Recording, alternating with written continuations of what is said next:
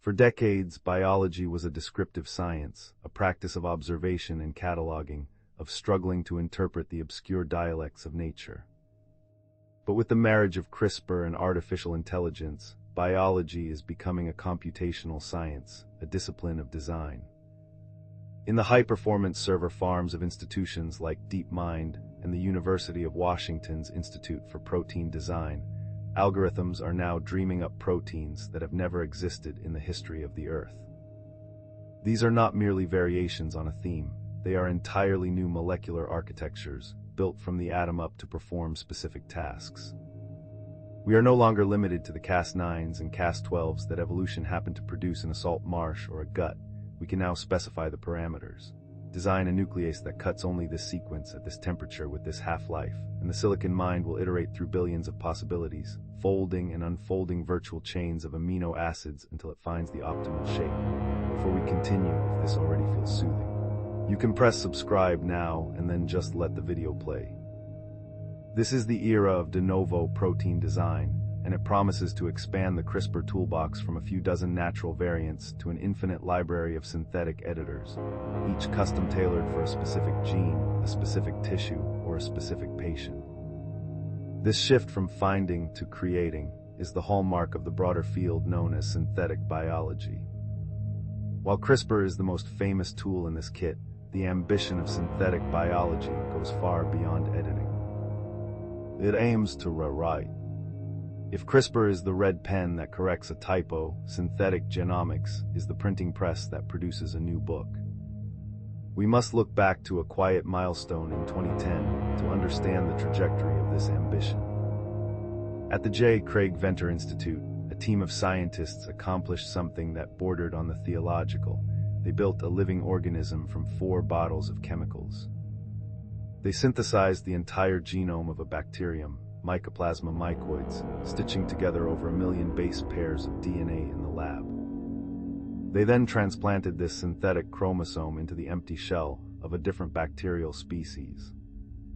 The synthetic DNA took over. The cell booted up, reading the artificial code, and began to replicate.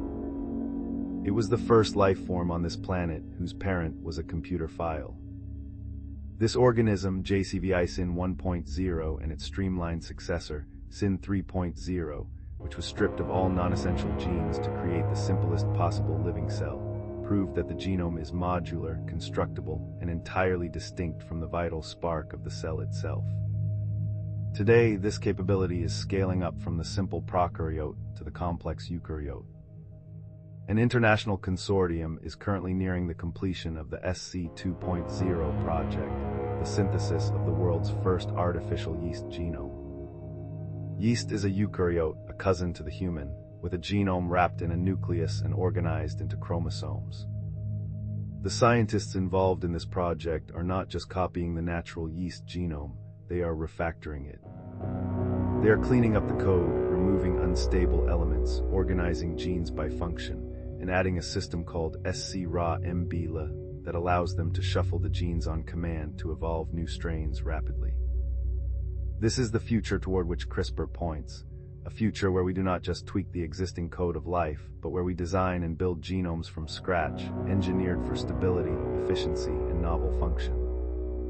The implications of this transition for the natural world are profound, particularly in the realm of agriculture, where the need for a revolution is driven by the existential pressure of a changing climate. For 10,000 years, we have modified crops through the slow, blind process of selective breeding, waiting for random mutations to produce a slightly larger wheat grain or a sweeter apple. CRISPR allows us to bypass this generational lottery. One of the most ambitious targets is the engine of life itself, photosynthesis.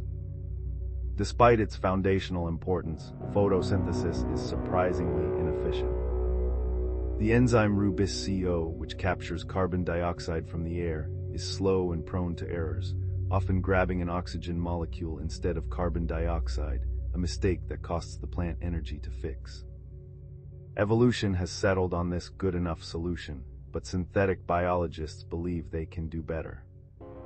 By using CRISPR to edit the genes controlling this process, by engineering plants to use the more efficient C4 photosynthetic pathway found in maize, scientists aim to create supercrops that can grow faster, use less water, and sequester more carbon, effectively turning the world's farmlands into massive carbon sponges to combat global warming. This concept of biological stewardship, using gene editing to protect and repair the biosphere, extends to the wild. We are entering the age of conservation genomics.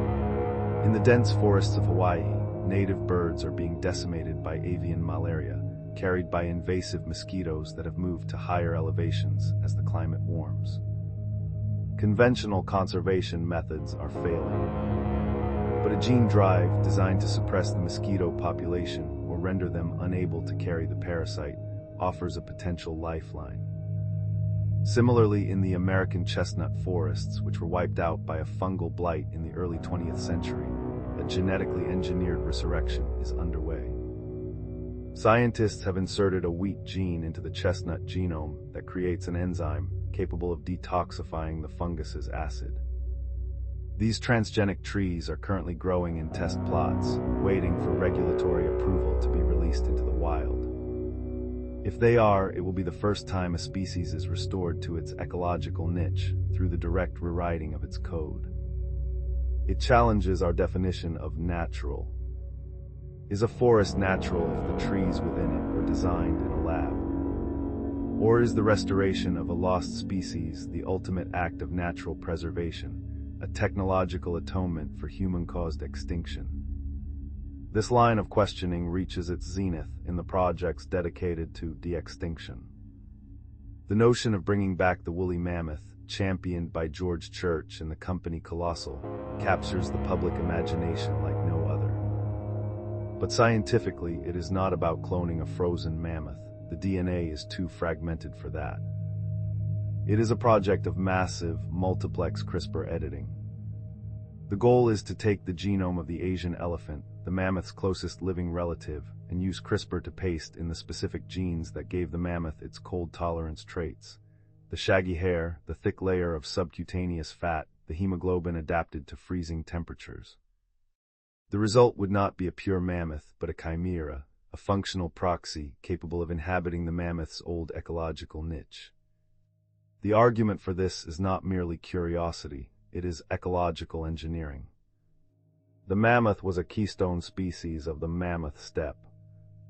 Its trampling and grazing maintained the grasslands, which reflected solar radiation and kept the permafrost frozen. By returning a cold-tolerant, elephantine grazer to the Arctic, proponents argue we could help stabilize the melting permafrost and lock away methane. It is a vision of the organism as a tool for planetary repair, a living machine designed to fix the climate. However, the power to rewrite the biosphere brings with it the dark shadow of dual use. The same tools that can engineer a virus to destroy cancer cells can, in theory, be used to engineer a virus that is more lethal or more transmissible to humans. The democratization of CRISPR, the fact that the reagents are cheap and the knowledge is freely available, means that this power is no longer confined to the secure facilities of superpowers. It is accessible to graduate students, to startups, and to the growing community of biohackers or DIY biologists. In community labs and garages, enthusiasts are experimenting with the code of life, driven by curiosity and a desire to open the black box of biology. While most of this work is benign, creating glowing plants or brewing engineered yeast, the theoretical possibility of a bad actor, or a careless one, releasing a dangerous biological agent is a risk that security experts take very seriously. It necessitates a new kind of surveillance, a biological radar that constantly sequences the air, the water, and the soil to detect novel, artificial genetic sequences before they can spread. As we navigate this landscape of immense promise and peril, the script of life is becoming a palimpsest, written over and over again. We are learning that the genome is not a static commandment, but a dynamic, responsive, and editable text. We have discovered that the junk DNA, the vast stretches of non-coding sequences that make up 98% of the human genome, is not junk at all. It is the control panel. It contains the enhancers, the promoters, the insulators, the regulatory switches that determine when and where genes are turned on. CRISPR is now being used to map this dark matter of the genome. By systematically deleting these non-coding regions and observing the effects, we are deciphering the complex logic of genetic regulation. We are learning that a change in a gene's switch can be just as potent as a change in the gene itself. This understanding is opening new avenues for therapy, where instead of fixing a broken protein, we simply turn up the volume on a healthy backup copy or turn down the volume on a toxic one. The epigenome, the layer of chemical markers that sits on top of the DNA and controls its expression, is the next frontier for CRISPR. We have developed epigenetic editors, variations of dCas9, dead Cas9, fused to enzymes that can add or remove these chemical markers, methylation, acetylation, without changing the underlying DNA sequence. This is a soft editing. It is transient and reversible. It allows us to influence the cell's behavior without permanently scarring the genome. It offers a potential treatment for diseases caused not by mutations, but by the wrong genes being on at the wrong time, such as in certain cancers or autoimmune disorders. It is a gentler way to converse with the cell, a whisper rather than a shout. Reflecting on the journey from the salt marshes of Santa Pola to the resurrection of the mammoth, one is struck by the speed of the ascent. It has been less than a century since we discovered that DNA was the hereditary material. It has been only 70 years since Watson, Crick, and Franklin revealed its structure. It has been roughly 20 years since the Human Genome Project gave us the first draft of our own code. And it has been barely a decade since CRISPR gave us the pencil. In the timeline of evolution, this is an instantaneous flash.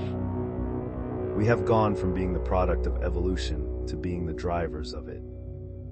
The rise of the edit is the beginning of a conscious biology, a moment where the biosphere becomes aware of itself and begins to direct its own future. But this power requires a philosophical maturation that lags behind our technical capability. We are engineers of a system we still do not fully understand. We are tugging at threads in a tapestry of infinite complexity. The hubris of the editor is the belief that we can improve upon billions of years of optimization. Yet nature is not perfect, it is merely persistent. It is full of flaws, dead ends, and suffering. If we have the power to alleviate that suffering, to wipe out malaria, to cure sickle cell, to fix the broken heart, is it not our moral imperative to use it? The silence of the laboratory offers no answer, only the soft hum of the sequencer and the rhythmic pipetting of the researcher, continuing the work base by base, cut by cut, driving the revolution forward into the unknown.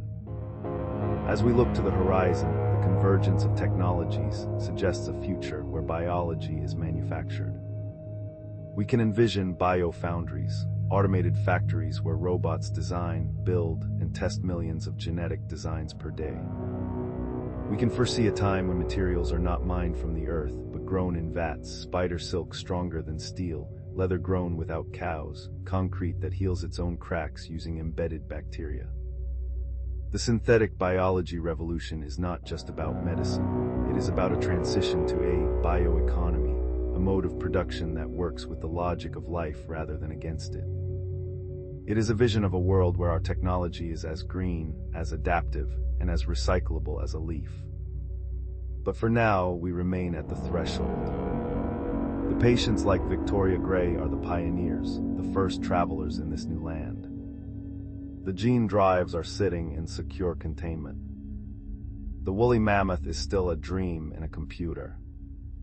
We are in the Promethean pause, holding the fire, deciding where to place it. The script continues to be written, not just by the scientists, but by the society that surrounds them. The story of CRISPR is the story of us, of our insatiable curiosity and our terrifying power. It is a story that has no end, only a continuous spiraling evolution, much like the double helix itself.